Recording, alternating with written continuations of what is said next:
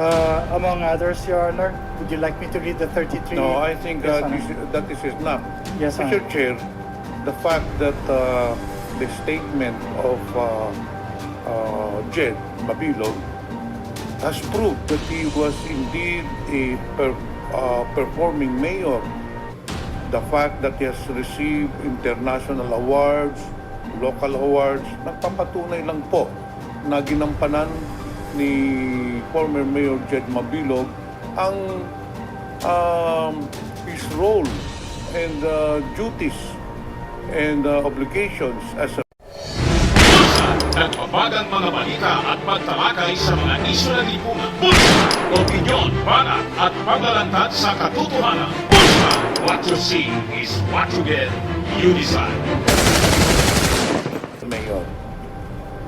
So there is no question, Mr. Chair, based on the awards that he has told us that he was indeed a good public servant. Ngayon, dito po tayo sa paragraph 3. Kung babasahin ko po at kung pwede, paki-explain po sa amin. Despite my hard work and dedication to public service, I was unjustly and baselessly included in former President Duterte's so-called narco list. This inclusion was made without any evidence, investigation, or due process. Mr. Mabilog, Yes, Your sa Honor. tingin ho ninyo, bakit kayo nasali dun sa narco list? Thank you, Your Honor. Actually, Your Honors, I really made several attempts to see then President Duterte just to ask kung ano po talaga ang reason kung bakit po ako naisama sa lista. So, Your Honors, So nakausap mo pa si... hindi ko, never ko po siya nakausap. Okay, so tuloy mo. So, gumawa na lang po ako ng assumptions ko for what these reasons are. Kasi there are several instances, Your Honor, that could probably lead to this. Number one, Your Honor, is I am a relative or second cousin of then Senator Frank Drilon. Number two is nung nagkaroon ng rally sa Iloilo City during the campaign, namatay po yung kanilang nagkaroon sila po ng brownout. And isinisisi po sa mayor sa akin po, Your Honor. Third po,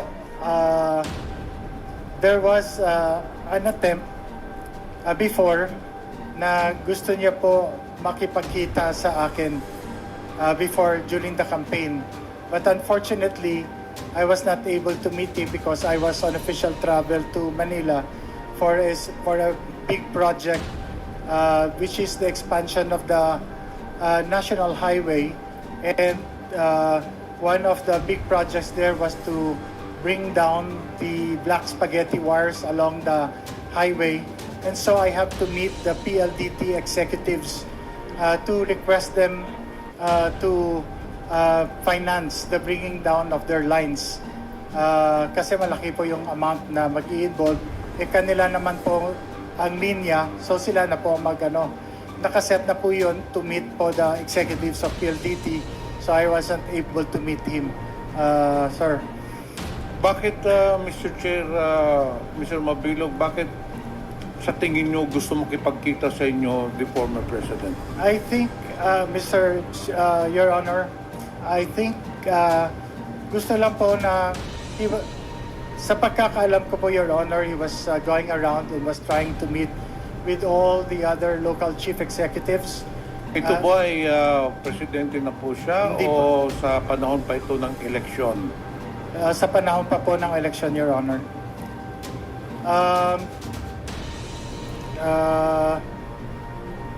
Yung isa pa po, Your Honor, is that Iloilo City, hindi pa po siya presidente, Your Honor, Iloilo City was always compared to Davao City.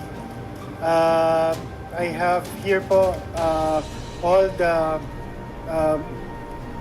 newspaper articles with me that would show that even Yung full story ng balitang yan, click subscribe muna dito sa ating YouTube channel and hit the notification bell para lagi po kayong updated sa mga kaganapan dito sa ating bansa. Like and share na rin po ninyo ang ating video at huwag na rin po ninyo na skip yung ating mga commercial ads para tuloy-tuloy lang ang pag-unlad ng Bagong Pilipinas. Sa mga nagana po ng malinis and spacious fitness gym, pumunta lang po kayo sa aming Colossal Fitness Gym. We also offer Grab Car Rental with our brand new 2023 model ng Toyota Innova. We also accept booking for those who are planning to travel via PAL, Cebu Pacific, and other airline companies, local and international, and bills payment for Meralco Bills, Aleco Bills, PLDT, etc. Ang Colossal Fitness Gym is located at 3rd floor Security Bank Building, Lanco Business Park, Legazpi City, Albay. For inquiries, look for Jilon Maravillas, contact number 0966-802-0949. Yan po yung aming Innova. Lagi na pong matao sa amin.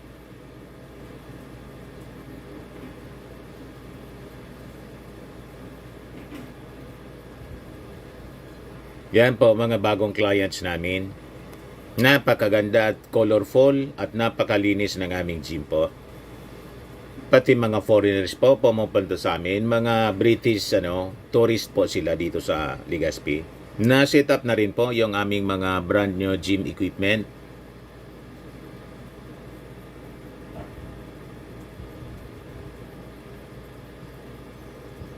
May treadmill na rin po kami. Ito naman po yung bago naming product na binibenta online. Eye Glow Serum, whitening po siya. Tingnan ninyo yung epekto sa aking anak na architect before and now. Yung mga inquiries po ninyo, dumiretso na lang kayo sa kanyang Facebook account, Riz Maravillas.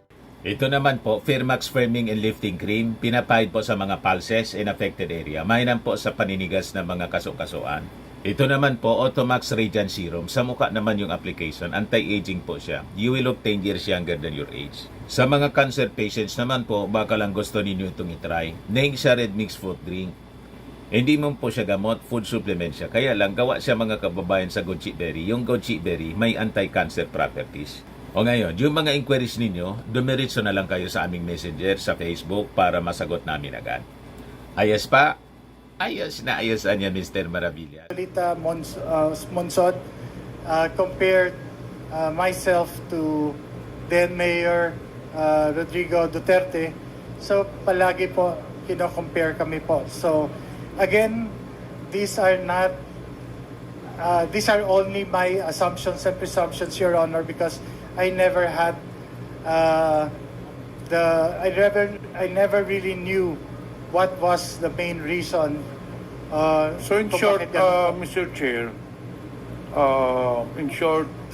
Jed, you're trying to say to this committee that the reason why your name was included in the narco list of the former administration is that it is because purely of politics. Dahil po ba kayo ay hindi sumuporta noong 2016? Yung po ba ang sinasabi ninyo dito sa komitiba na sa tingin ninyo, sa opinion mo, kaya ikaw bineltahan, ikaw ang binilikan, nilagay ka sa narco list dahil hindi ka sumuporta noong during the 2016 presidential elections. Ganun po ba? Yes, Your Honor. Kasi ang resulta po, Your Honor, ng elections na yon, President Rodrigo Duterte got only po 13.7% in the total number of votes in Iloilo City, which is his lowest percentage votes. Sino po all ba over the nanalong country. presidential candidate doon sa Iloilo at that time? Your Honor, si Manuel Rojas po. Okay, dito po tayo sa paragraph number 4. So, nung nalaman mo, Mr. Mabilog, Mr. Chair, na ikaw kasama sa narco list, Ano hong ginawa ninyo? Did you try to reach out to the police authorities to clear your name? Or did you ask some of your friends? Dahil ikaw ay isang mayor, natural, may mga kakilala ka dun sa regional police office. Meron kang kilalang mga police dun sa provincial police office. Hindi ka ba nagtanong-tanong bakit nasali yung pangalan mo dun sa narco list? Ano ang ginawa ninyo nung nalaman ninyong kayo ay kasama sa narco list?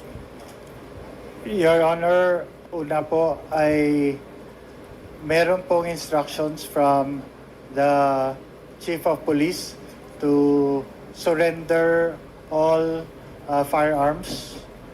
And then the next thing... Sandali, Oh, Mr. Chair. sorry, Your Honor. Sinasabi mo ngayon na pinuntahan ka ng Chief of Police para isurrender ang mga firearms mo. Was this after na ikaw ay nasali sa narco list or before ka nasali sa narco list? After nasali sa narco list. After sa nasali. PRRD narco Okay, list, please Your Honor. proceed. And then, yung lahat na security personnel na naka-detail po sa mayor ay tinanggal. Yung ginawa ko, Your Honor, is pumunta sa then PNP Regional Director na bagong assigned at saka kinausap ko po siya kung ano po ang dapat gagawin. And then I explained to him all these programs that I have undertaken and the City of Iloilo's programs against illegal drugs. Pinapaliwanag ko po na ito po yung mga programa namin, and that is why I was really wondering kung bakit po ako na isama sa lista po. Mr. Mabilog, hindi nyo pa po tinanong yung regional director nung nagkita kayo, Director, bakit ako nasali dito? Hindi ka ba nagtanong sa kanya? Your Honor, I think I did. Kasi yun po, dala-dala ko po ito. Meron po akong compilation po, executive summary of the Iloilo City Anti-Illegal Drug Programs from 2010 to 2016. Ibinigyan ko po sila ng kopya kasi I always have this. This was a requirement by PIDEA that we submit reports to them annually. So, kumpleto po kami ng data.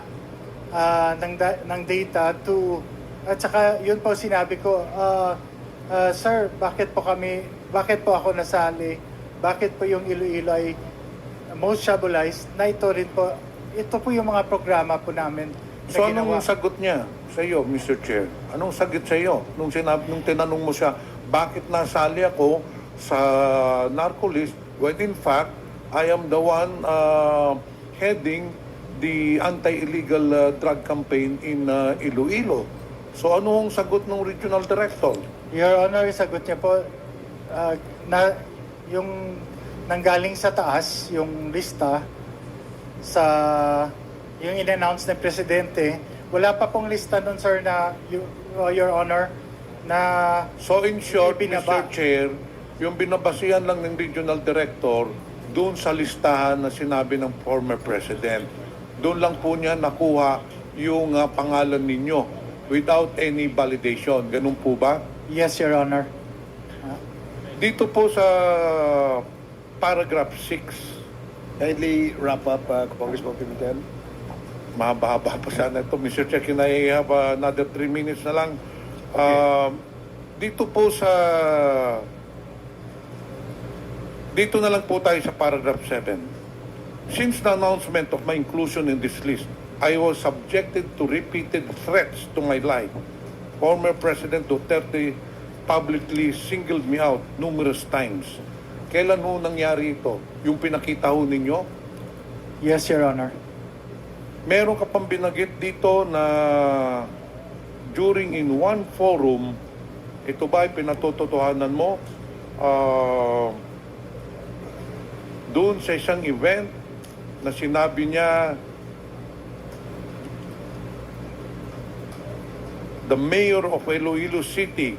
I identified him. Ito po ay sa sinumpaang salaysay ninyo on October 25, 2017 during the commemorative session and concert program of the ASEAN Law Association.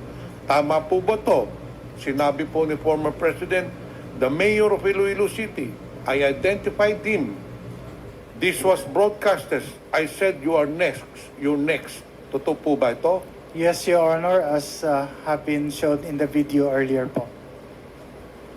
So, for several times, nung nandito ka pa sa Pilipinas, you have been threatened by the President, napapatayin ka, you're included in the narco list, and you deny this. Yes, Your Honor. I did deny it, Your Honor. So, Mr. Chair, since my time is up, I just want to establish that indeed, probably or highly likely, Mr. Mabilog was just a victim of unfounded, baseless accusations which was part of the drug war of the former administration. Isa po siya sa mga biktima. In fact, nandyan po sa affidavit po niya, because of the several threats and because of several calls from different police authorities telling him, in fact, police colonels and police generals telling him na ikaw ang susunod na papatayin. And that is why Mr. Jed Mabilog left the country to save his life and to save his family. That is all, Mr. Chair. Thank you, Congressman Pimentel. Be assured that in the next round, or perhaps in the next committee hearing where the EJK topic will be deliberated, you will be given the priority to ask questions to former Mayor Jed Mabilog. Before we proceed with the next interpellation, Mr. Chair, magandang umaga po, Honorable Jed. Good morning, Your Honor. We should have invited you in our hearing in the Committee on Human Rights a long time ago. But palagay ko wala pa po kayo rito at that time. Yes, Your Honor. But let me ask a very important question to you, Mayor. Are you a religious man? Yes, Your Honor. How religious are you? I go to church every day, Your Honor. I regularly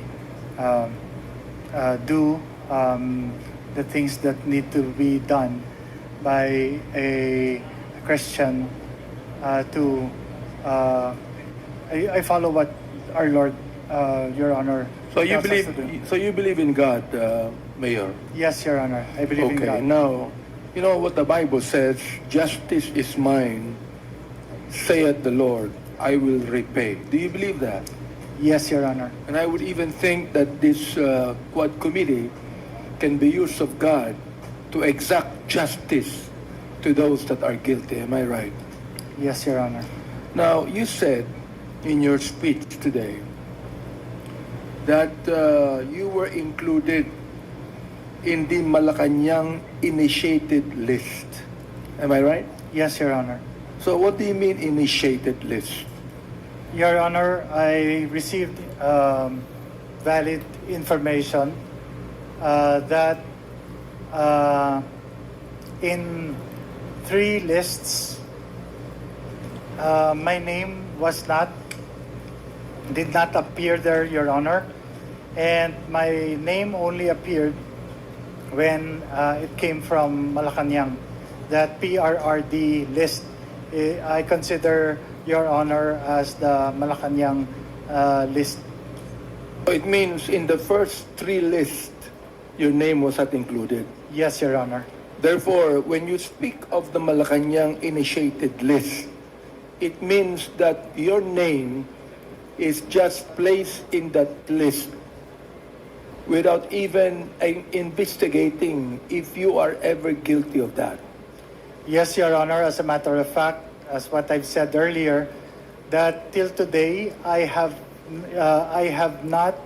don't have any drug-related case that has been filed to me in any court or any office for that matter, Your Honor. Okay, so Mayor, you really, do you believe that it was the former president that actually put you in that initiated list that you're talking about? Yes, Your Honor. I believe that, Your Honor. Where the former president has an axe against you, or perhaps that your name was only given to him to be put on the Malacanang initiated list? Your Honor, I cannot say or things in behalf of the former president, but I could only assume that yes, it could have happened, Your Honor, that it could have been politics that has made the former president put my name in that Malacanang initiated list, Your Honor. Mr. Chair, I'm very much interested. You said that this is politically motivated, am I right? Yes, Your Honor. Therefore, there should be one in Iloilo that actually advised the president to put you in the Malacanang initiated list. Am I right? Could be, Your Honor. Would you tell us the name of that person that put you in that list? Your Honor, in politics, there's always a political opposition, and I cannot mention any name, Your Honor, because I might not be sure if that is the name of the person. But if ever it came locally, definitely it came from those who ran against me and lost, Your Honor, or those who were against me politically. Those who ran against you, but that were actually the people that are actually close to the former president. Am I right? I am not sure, Your Honor, if they have a personal relationship with the former president, so I cannot assume, Your Honor. You made a statement in your affidavit, and that's number 6, where you said, in a public forum held on August 8, 2017, PIDEA Regional Director Gil Pabilona and Iloilo City Police Director Senior Superintendent Remus Cañeso declared that my name was not on their drug list. What do you mean by that? In that particular public forum, Your Honor, was the Iloilo City Anti-Drug Abuse Council, where the regional director of PIDEA sits as co-chair, as well as the Iloilo City Police Chief PNP also sits as a member or a co-chair.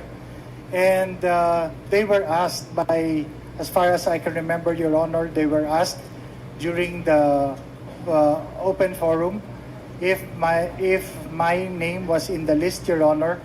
And they said, Your Honor, that as far Your Honor, if I would say, Attorney Pabilona by chance is here with PIDEA, and he said, Your Honor, that my name was not on their list, official list, but there's a different list, PRRD list.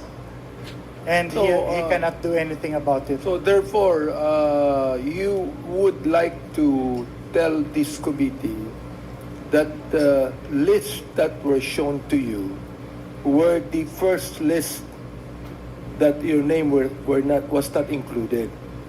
But Ye- then, as you have said, there is another list where your name is included, Yes, Your Honor. And that is the Malacanang initiated list. and that is the Malacanang initiated list. Yes, Your Honor. So, what did the police director, Senior Superintendent Cañeso, do?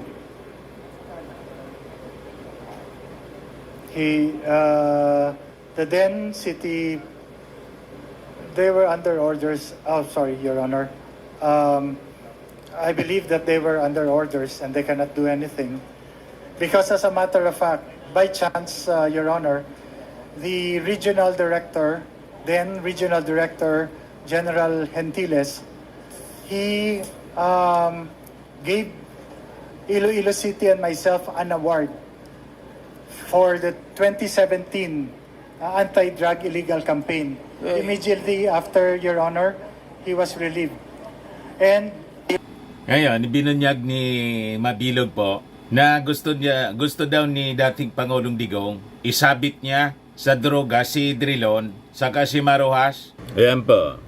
In an emotional speech before the House Quad Committee, former Iloilo City Mayor Jed Patrick Mabilog Beard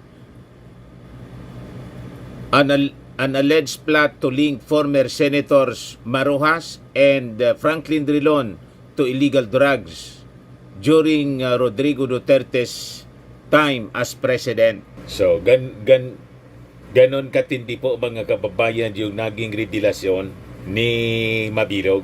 Yung mga nausog vloggers, tahimik.